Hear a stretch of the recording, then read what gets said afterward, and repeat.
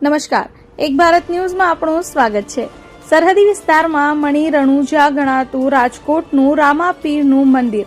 થરાદ તાલુકાના રાજકોટ ગામે બહુ જૂનું રામદેવ પીરનું મંદિર આવેલું છે। ત્યાંના આજુબાજુના ગામડાઓમાં વસતા ભાવિ ભક્તો જે રણુજા સુધી નથી જઈ શકતા, એવા ભાવિ ભક્તો પોતાનું માનતાઓ પૂરી કરવા માટે મોટી સંખ્યામાં ઉમટી પડે છે।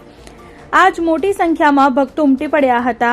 આમ તો ભગવાન રામદેવ પીરનું ભવ્ય મંદિર રણુજા ખાતે આવેલું છે અને બીજું મંદિર ઊંડું રાજસ્થાનમાં આવેલું છે, જે પોતાની જન્મભૂમિ તરીકે પણ ઓળખાય છે। પણ ગુજરાતના ઘણા ગામડાઓમાં વર્ષો જૂના રામદેવ પીરના મંદિરો આવેલા છે, જેમાં સરહદી વિસ્તારમાં એવા થરાદ તાલુકાના રાજકોટ ગામમાં પણ એક બહુ જૂનું રામદેવ પીરનું મંદિર આવેલું છે।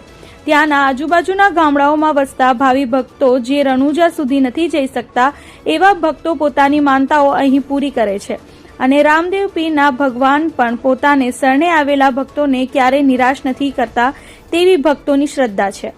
ત્યારે વધુમાં રાજકોટ ગામના અગ્રણીઓએ જણાવ્યું હતું કે આજુબાજુના ગામડાઓના ભક્તોનું આસ્થાનું પ્રતીક એટલે રાજકોટમાં આવેલું રામપીર ભગવાનનું મંદિર।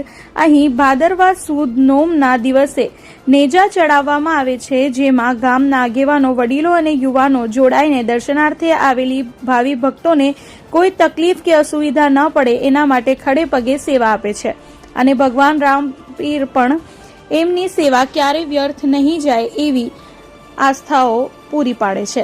ત્યારબાદ ભગવાન રામપીરના દર્શન કરી તેમાં પ્રસાદ લઈ ભક્તો ધન્યતા અનુભવે છે। રિપોર્ટર શૈલેષભાઈ સી ઠાકોર, થરાદ।